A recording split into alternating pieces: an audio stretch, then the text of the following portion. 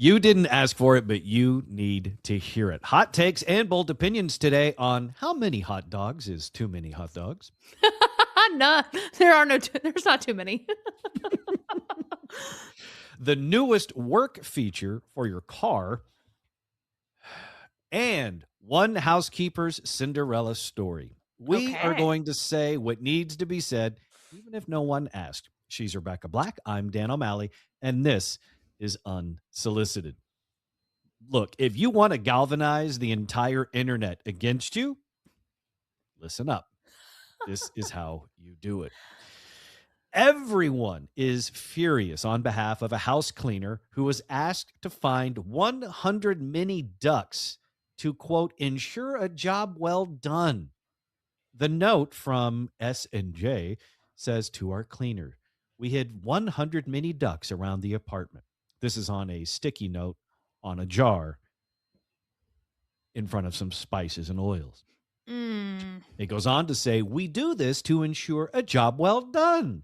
Please leave all ducks in this jar. Signed, S&J. Please leave all ducks in the toilet is what the maid said.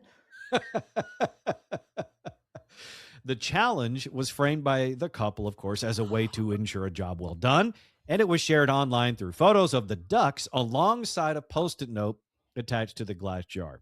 Why are we in this era of like testing people all the time? I'm trying not to kill the show, and I'm trying not to kill any favorable feelings you may have towards me. But I get why they did this. I disagree with it wholeheartedly. Okay.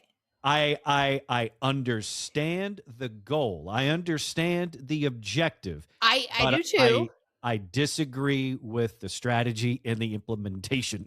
But here's the thing, this person has probably cleaned their house before, and if they haven't given a reason as to not a thorough clean, then what is the point? To me, this seems like, we just don't trust her. She's never cleaned our house before. This is the test to see if we keep her around. You're not wrong. I think all of that is very reasonable to assume. Unfortunately, I don't really have a whole lot of information on this. Right. This is literally, we're going on a Post-it. Yeah. I mean, it really is. It really is it. Now, of course, the comments have gone crazy. One person says, it's hard to trust these days with upfront services. I've been screwed over a lot by services like for home repair, etc. But you don't do this kind of baby stuff. Do research, look at the Better Business Bureau reviews website as best as you can to avoid crap. Okay. Yeah. So I understand that. And as someone who has hired a cleaning service once and paid a deposit for them to come, and they never did, they just kept the deposit.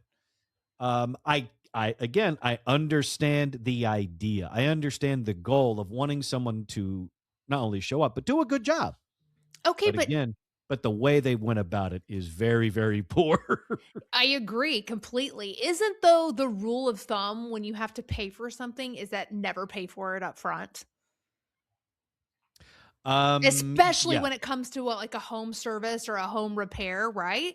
right. The most you should lay down is a deposit to reserve the date or the service, whatever. That's it. And it should not be more than 50%. Honestly, I don't know what the exact percentage is, Right. but definitely not more than that. Right. And 9 times out of 10, if it is a deposit like on your credit card or whatever, that money will come back to you if you never paid or followed up with it, right?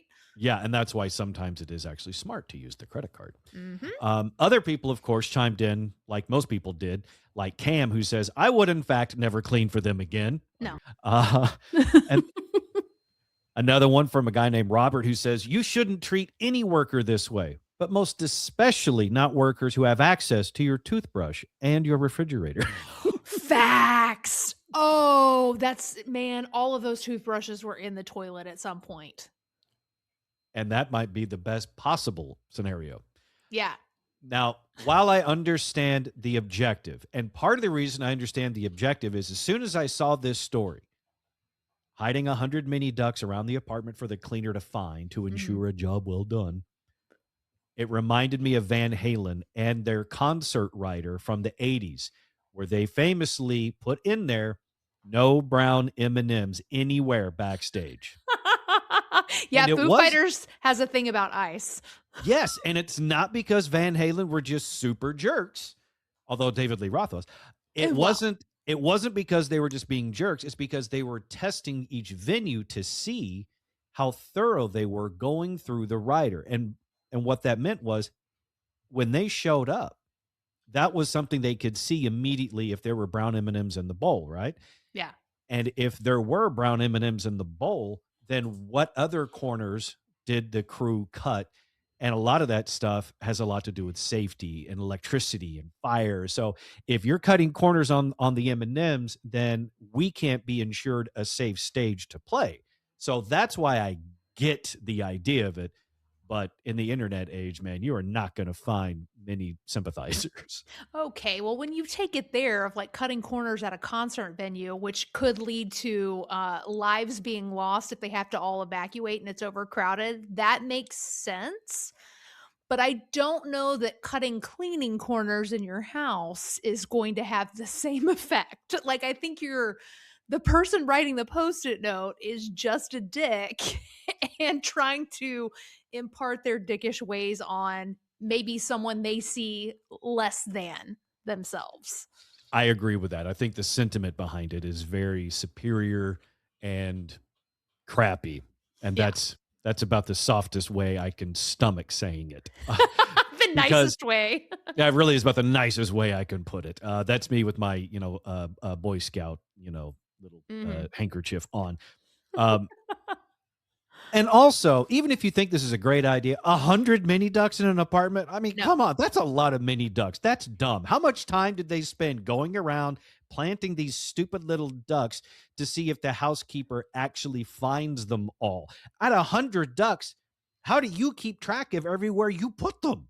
Also, it's an apartment, so I assume it's much smaller than a house, so there's no way that she was gonna be missing that big of a spot whilst dusting or something. And don't be so passive aggressive. No.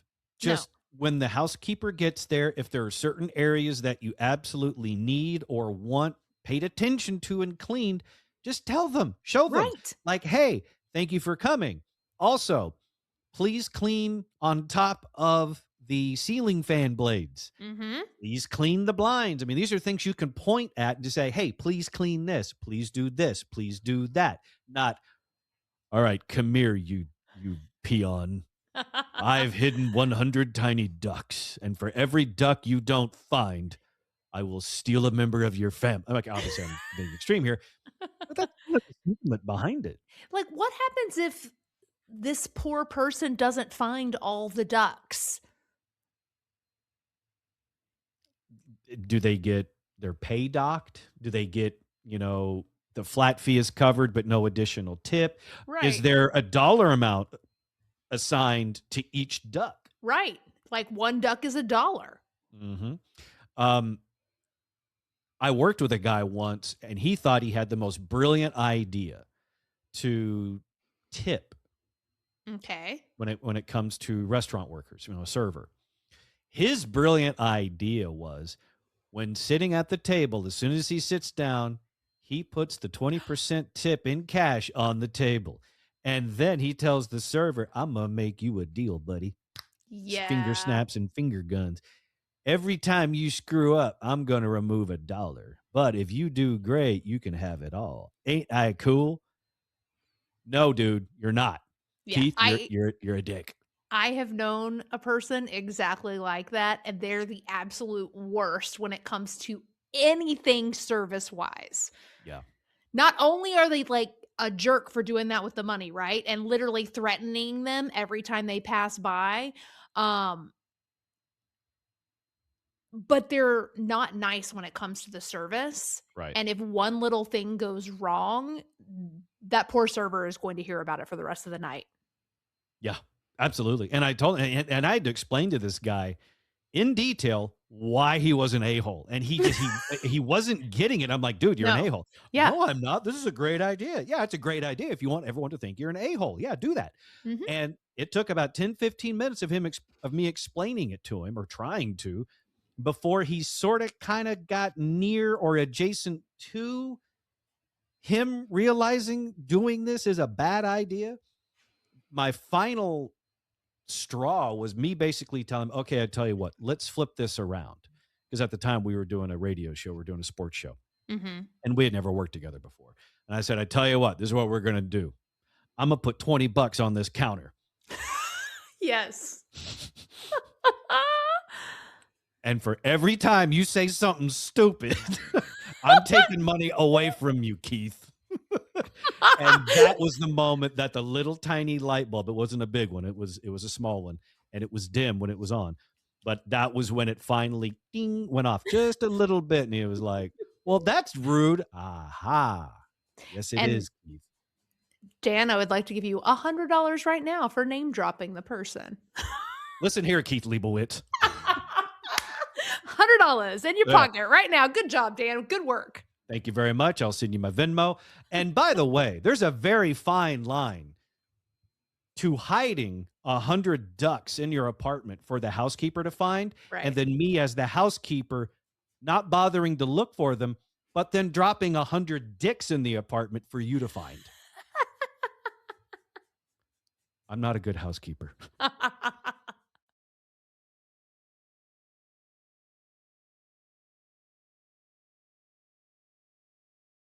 Is there such a thing as too many hot dogs?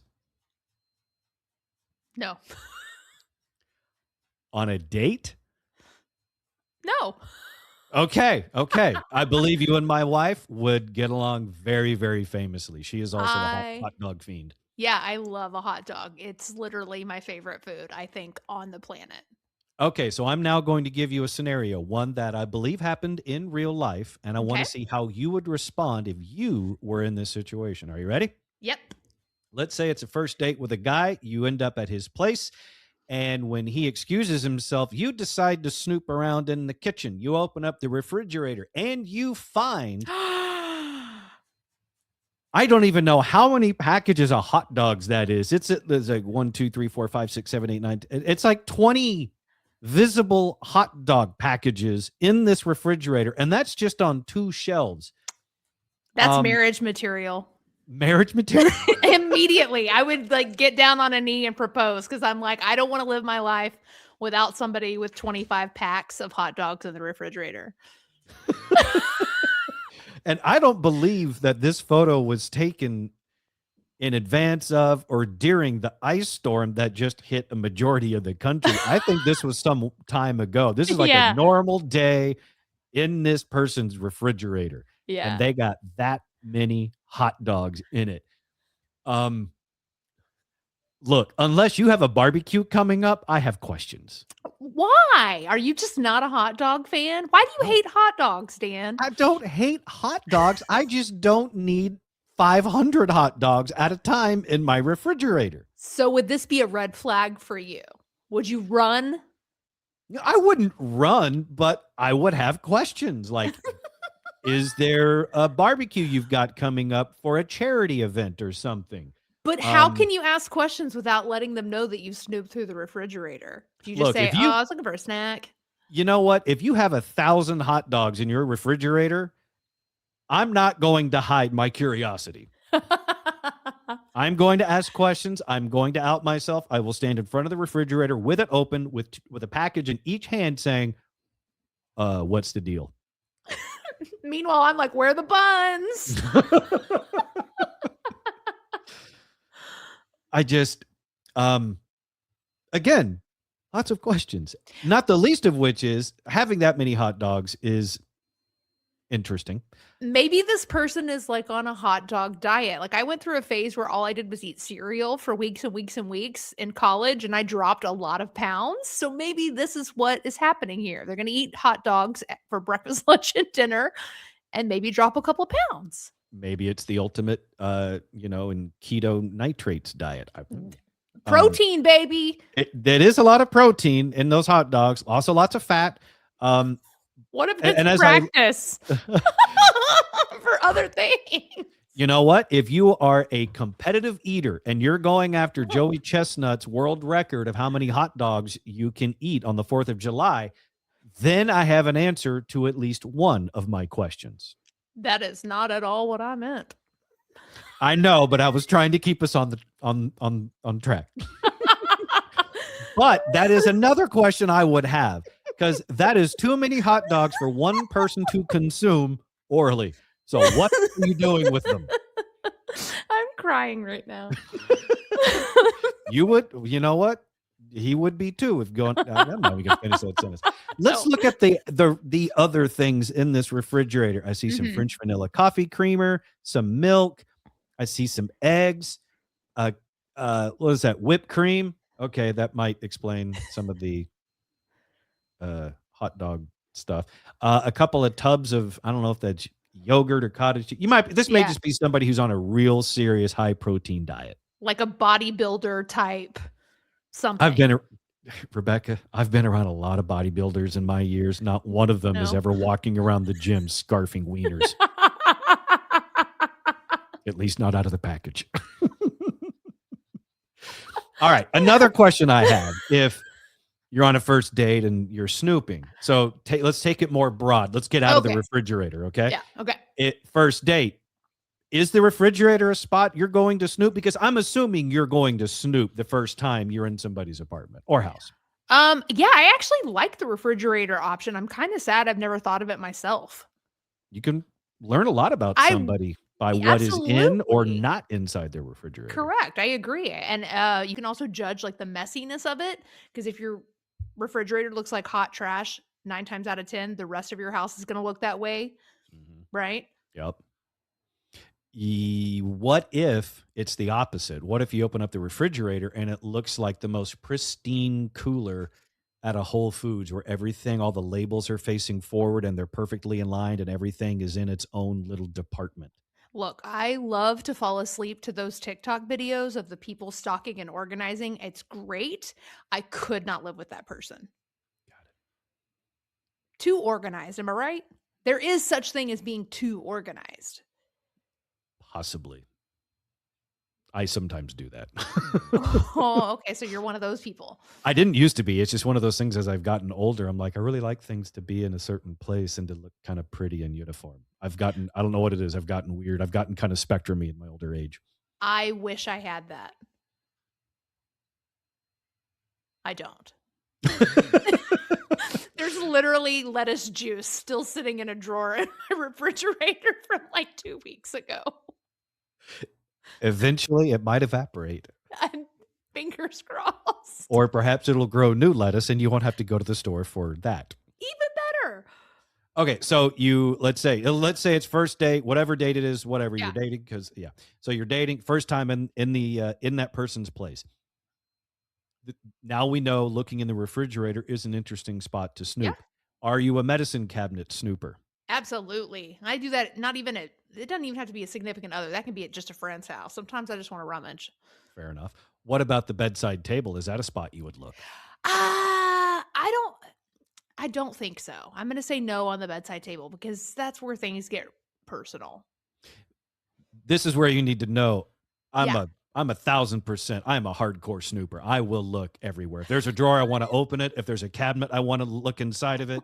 I want to look in all the things. If I got time and I'm that curious, I'm gonna go looking. I don't think I'm ever going to invite you to my house. Don't. That being said, on the flip side, if I was in this dating scenario and I know someone's coming over, I am planting good things in all the hiding spots. All the spots that I think you would look, I'm going to put, good things in there. Is it weird that I would like to leave some sort of note of like, haha, caught you? No, because that's that's a tactic I would also use. And I'd also put in the note, smile for the Nest Cam. Oh, that's even better. I have like a little bit of Bond villain in me. Totally. Wasn't it like Oprah who a million years ago when she was still doing her talk show suggested that people fill their medicine cabinets with marbles so that if you went into the bathroom and decided to snoop, you would open it and all the marbles would fall out and then you're caught like instant red-handed. There's literally no bouncing back from that. That's pretty good. I would take it a couple of steps further into darkness. One would be to get one of those dye packs that banks have when you steal money Yes. and they pop on you. Or I a want glitter that. bomb. Did you say glitter bomb? Glitter bomb. That's good. Because for a second there, I thought you said litter bomb, like a cat litter. I'm like, ooh, that's even better because that's, ugh. You could do that too. Yeah. And then you could also, instead of planting good things around for the snooper to find, you could also throw some really bad things in there just for Mhm. funsies. Yep. Like a Polaroid, Really? like a Yep. Polaroid of a crime scene or something. Just right across the top of it, Sarah. grab like a pill bottle and make your own label and then put on it just heroin. Yeah, I love it. I think these are all really great ideas. I really need you to walk me off. I really need you to like pull I me back a can't. little bit. I can't. You are speaking nothing but truths, and I'm all in. I had no idea this was your love language. It totally is.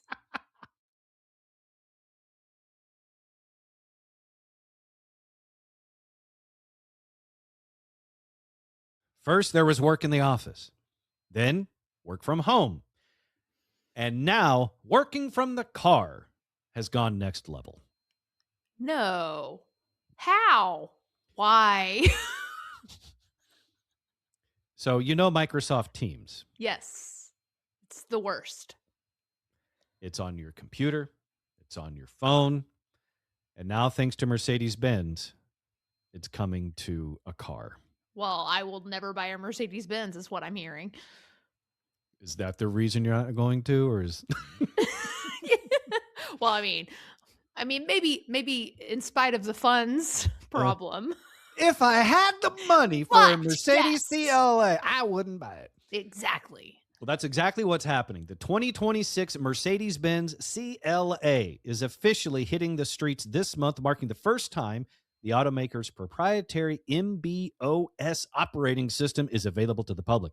While the partnership was announced mid-2025, this January rollout turns the concept into reality. The new CLA is the first vehicle to function as a fully integrated mobile office, featuring Wow. featuring native Microsoft Teams built directly into the dashboard. I hate this timeline.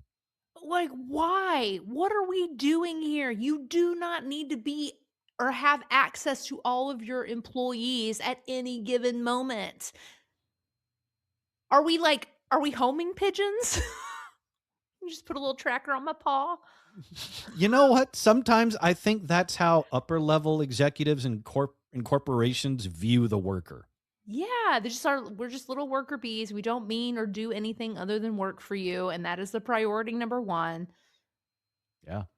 Um, and I'd like to point out that while you could have been on a Teams call in your car already, this new integration is not just a simple Bluetooth thing. The integration uses the car's in-cabin cameras and 5G No! connectivity to support full video conferencing while you're parked.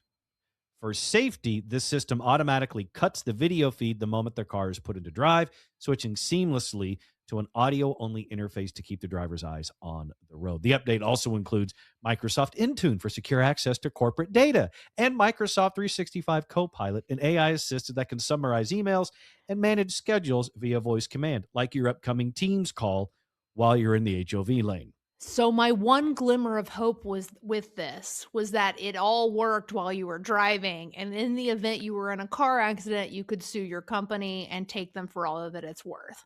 But of course, no, somebody thought ahead and put in all the stops for that. Lame. I know legal really outdid themselves on that one. They saw that one coming. Yeah, they've been working on that since COVID. They're like, no, we got to make sure it's got to be safe. Because if someone dies while they're on the clock, then we'll get sued. It's our fault. Trust me, though, someone's going to use it, Mm-hmm. and they will somehow get hurt, or a vehicle will get damaged, and they will Has still to. sue. They will still Yeah. sue. Absolutely, without a doubt. If I'm being honest, I kind of hope that I mean, I don't want anybody to get hurt, right? Maybe just a minor injury in order to prevent anything like Microsoft Teams coming to other vehicles. Yeah. I'm a big believer and a big fan of karma. So what I would like to think, what I would like to happen is the person who came up with this idea would be on a Teams call, and that's the person that it happens to. Then I think that's a win-win-win. Agreed, 100%. Um, I appreciate the fact that safety protocols are in place. Sure. So, you'll But be again, why? Why are we just trying to, like, entrap and keep people at work all the time? This is not prison. Like, please, let them go to the bathroom in peace. Let them drive a car in peace. We don't need this much technology to follow us everywhere we go. Yeah. I would like to set some boundaries with my job. Yes. I do not want to work at a place that expects me to join a Microsoft Teams call, you know, while I'm driving. Now, the good thing is this is so far only available on the Mercedes CLA that I'm aware of. I don't know if this So is going to be coming to Chevy anytime soon. right. Good luck, rich people. Yeah. Um, uh, but I will say this. I mean, if you want me to drive a car with Teams on it, then you are paying for the car. Boom. Yes. You're paying for the phone, you're Mhm. paying for the car, you're paying for the internet. Mhm. I'm gonna see what else I can get thrown in to see if you're paying Gas, attention. Gas, yeah, insurance. travel expenses from point A to point B while you're on a Teams meeting. You can I write that off, right? I got a root canal that I'm gonna make you pay for, mainly because if you want me on this Teams meeting, I'm gonna need to talk, and I can't talk because I got a pain. Yeah. I am afraid though. At a certain point, the workers. This is gonna sound very like union and blah blah blah, but I Mhm. mean it. At a certain point, we need to stand up and tell the companies, so these large companies, stop it. Just Yeah, it's too far. It's too far. I feel like there's a huge level of detachment here as well because there are CEOs of large corporations that can do meetings while they themselves are commuting. The difference is they're commuting in the back of a limo. They're commuting in a private jet. That is Mhm. different. It's like they forget that normal people drive places or normal people drive to get to places. Right. And I feel like once you reach a certain threshold of wealth, you forget that the majority of the travel we do is simply just to get from point A to point B. It has nothing to Mhm. do with enjoyment or any of that or luxury or comfort. It's just a matter of can I get there as close to on time as possible? And, it's come across my mind before, like, why don't companies pay us for the amount of time that we spend in our car traveling to and from work? Because that is a part of the job. So I feel like if you're expecting me to be on Teams while I'm in my car, then you should be paying for that hour commute to and from. Yeah, absolutely. So like an extra 25K on my salary, right? Seems fair.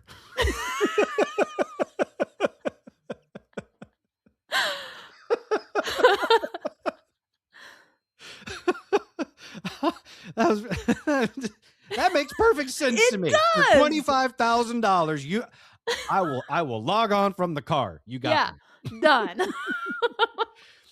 If you are listening to us, follow the show so you don't miss an episode. And if you feel like it, drop us a 5-star review. Also, if you're watching us on YouTube, be sure to like and subscribe. For Rebekah Black, I'm Dan O'Malley, and this was Unsolicited.